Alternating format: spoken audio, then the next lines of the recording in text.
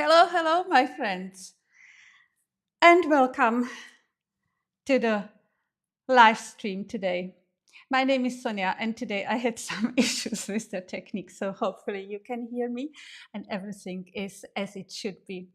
So give me the thumbs up, please, if you can hear me properly, because as I've said, some technical issues on my side.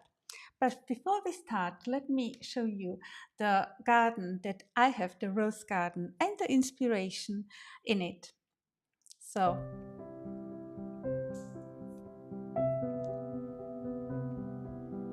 this is my garden, and I really like it. It's something so beautiful that I actually like to spend my time after the work when the roses are actually full in bloom. And it's simply so much energy in this garden. So I want to share with you not just only the energy, but also to speak about how I create this garden and how I use the different colors and what the colors mean. So let's start to speak about it today. For those who don't know me, I'm Sonia, and I really like to plant roses. I actually plant them everywhere. And I like also the meanings of the different kind of roses. And oh, Kati, I see. It's so beautiful. It's so great, Kati, that you made it today. Just hi. So it was always so much fun to have friends just here and just to speak about roses. So if you have any questions, just put it down. But unless you have any question, I will simply continue and show you what I've prepared. So let's speak about the rose meanings. Give me a second. I have to change the screen and what I've prepared for you.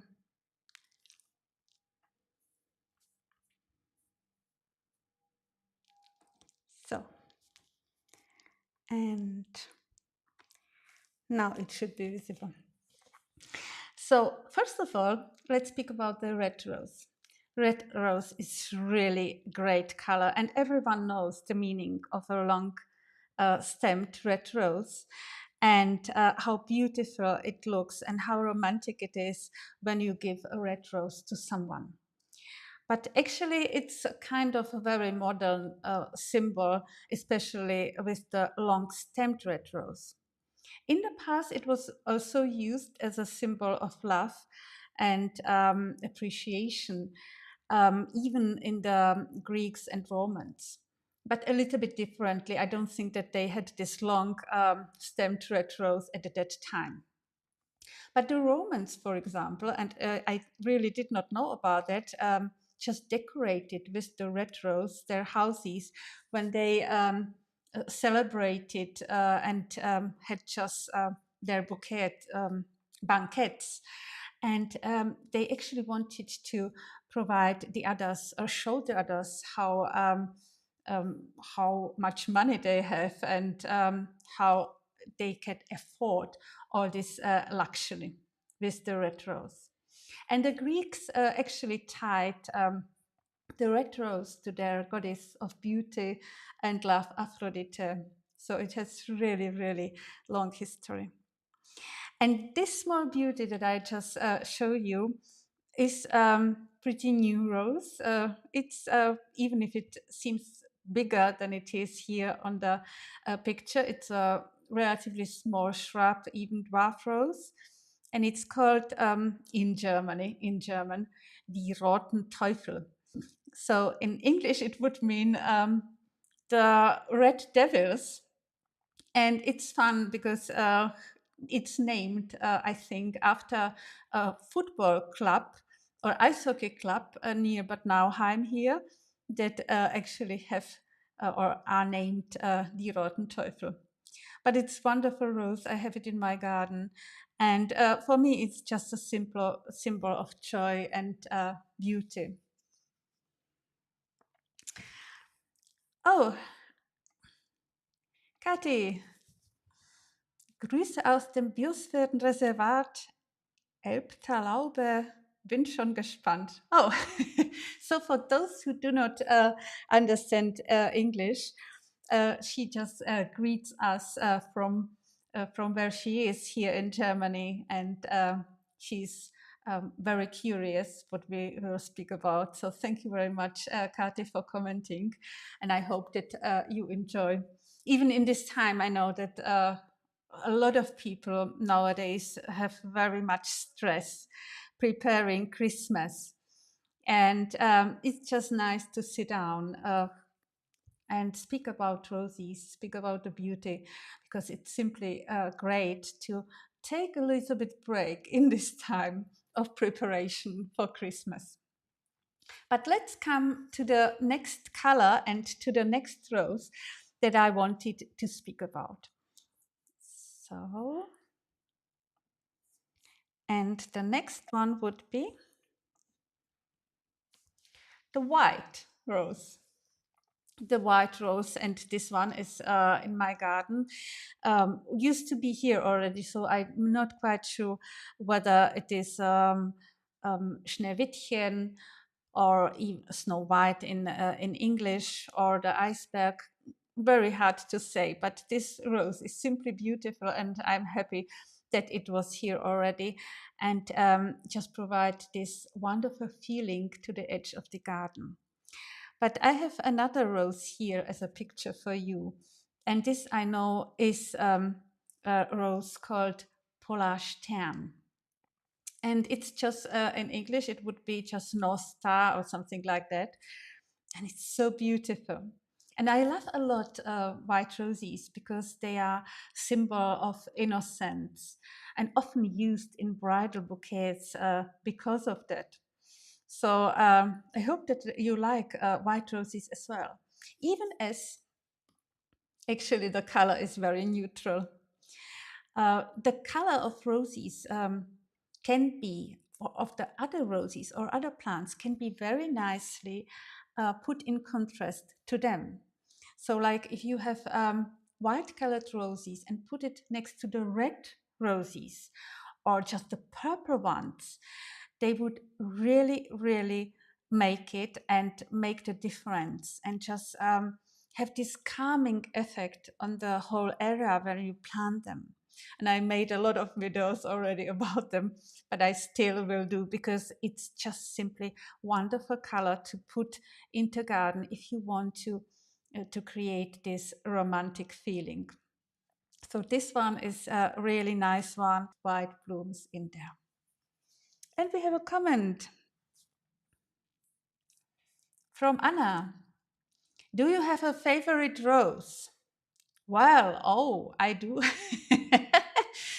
But this is a very hard question. Well, I have a favorite rose. And do I have a favorite rose? It is, it is so hard question to answer. But apart of the little white bed, I certainly like the Guirlande d'Amour rose that is for me a symbol of life. And if you ask why, it has huge clusters of white bloom, and the middle is yellow. So it's really just a very cheerful rose. And it's absolutely bee friendly. I love bees. I think that the small animals need to get some support from us. When you see how the population of bees is decreasing here in Europe, at least, do not know whether it is the same like in America or on other continents. By here, the population is really decreasing. And when you see how bees love this rose, it's just stunning. And I have this rose in the back of my garden, and this is actually in the rose mini English garden that I have created. And it's there as a tree, standard rose, and it's blooming the whole summer. So I think probably this would be my favorite, one of my favorite rows. It's really hard to answer. Okay. Oh, I just put the comment from you, Katie, while I was so excited about Rose on the screen. So sorry for that. Okay. So let's put it away. Okay. So let's speak about the next color that I've prepared for you. And this would be the, the pink one. Pink color is actually really nice color of rose, and you have so many shades of pink. Just the smaller shade, the really just a subtle one that you can see in roses like the fairy or ballerina. They're really great. But this one is very, very strong pink. And I like this rose because it has not just only the color that is beautiful, but also the fragrance of old roses. And this rose is called Gertrude Jekyll. I have it on my obelisk next to the winter garden and also next to the entrance. And this photo I've done next to the entrance of the house because the fragrance is really strong, and it's beautiful to have it next to the entrance, just to when you go out or go in, every time you are greeted by this scent. So this is the Gertrude check-in. And the for the meaning of the pink roses, they actually symbolize gentleness and femininity. And they were very often used in the Rococo garden designs and the Rococo garden bouquets because they should provide such a joy and just life joy to the one who got this bouquet. So, and we have another comment. Oh,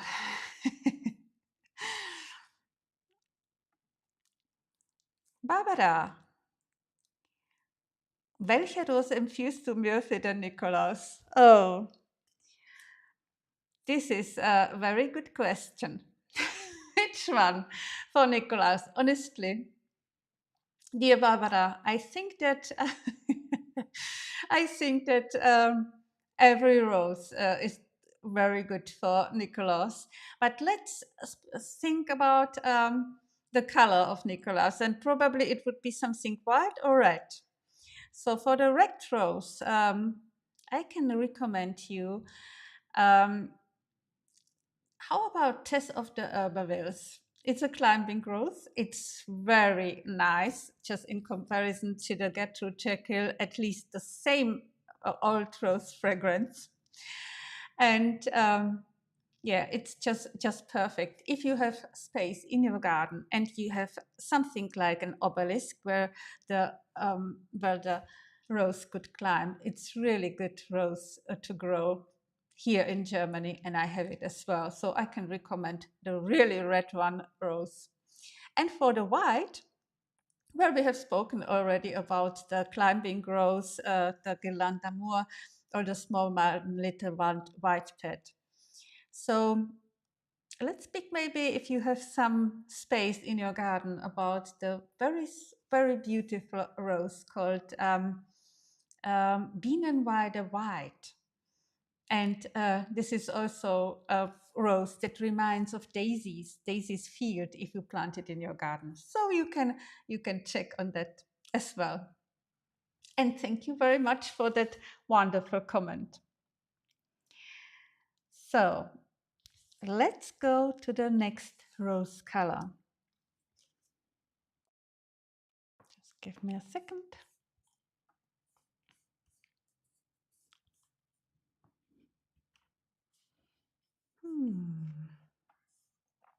Did not work for some reason.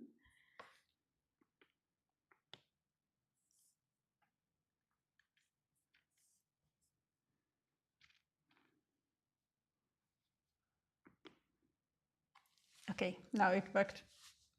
So the next color that I want to speak about is the orange rose. And if you have seen the video of this week, I have not spoken about orange rose, just only touch on the topic. Because orange rose were actually delivered to my own wedding as a bridal bouquet instead of yellow rose. It should have been actually yellow, and I wanted to have them weaved in my hair and have a beautiful bridal bouquet out of yellow roses. Even as so many in the past people just associated yellow roses with jealousy, which is actually not fair to the yellow roses. But for some reason, and maybe because it was too late in the year, they delivered only orangey ones, and I like them so much. And the interesting thing is that orange color is actually a color of energy and really provides, uh, even in the psychology, some kind of motivation. So it should be probably orange color, orange bridal bouquet for me at that time. And I thank you very much just to all of you for commenting. So would you like to know what is this rose about? How is the name of this rose? Are you still there? So I hope that you want to know what this color is, or not just a color, but what this rose is. And I've seen it this year for the very first time, this really orange color in the Rosenpark Dräger. And this rose is actually called Orange Dawn. It's climbing rose, and it really provides you, when you see it, just so much energy, and you actually are attracted to this rose. And therefore I made this picture and the video, accompanying video to that, because it simply looks so good. Last but not least, let's speak about the purple roses. Purple roses are not that often, and I've spoken about that already too much, I think, that actually they are kind of a replacement of roses that may be blue, but cannot be due to the missing pigment. So this one is called Minerva. And in the past centuries, especially in the 17th, 18th centuries in French gardens, purple roses were really used as a symbol of noblesse and symbol of royalty. But they also actually just symbolize love at first sight and enchantment. And this one is called Minerva. It's pretty new in my garden, and I bought it because someone just showed me a picture of this rose in full bloom. And here you can see how it looks like when the bloom is already matured. But yeah, I would never ever give this rose away because it looks so stunning next to the white roses. And I think that actually a lot of the roses that you plant yourself, it's not just only about the meaning, but about the feeling, how you feel with them. And every time when you go and buy roses, just feel how the roses inspire you, how you feel with all of them, and whether this is really the right color for you. The rose, I think, will find you, or you will find the right one. And in the past, I was really just thinking of roses, and I couldn't even imagine how many colors there are. If you do not like a special color, you don't need to put it in your garden. But you can even buy roses that have mixed colors and just provide you what you want. Do you have any other questions? Because here is where I would say that that's it for today. anything else that I could answer? Any question that you have about roses?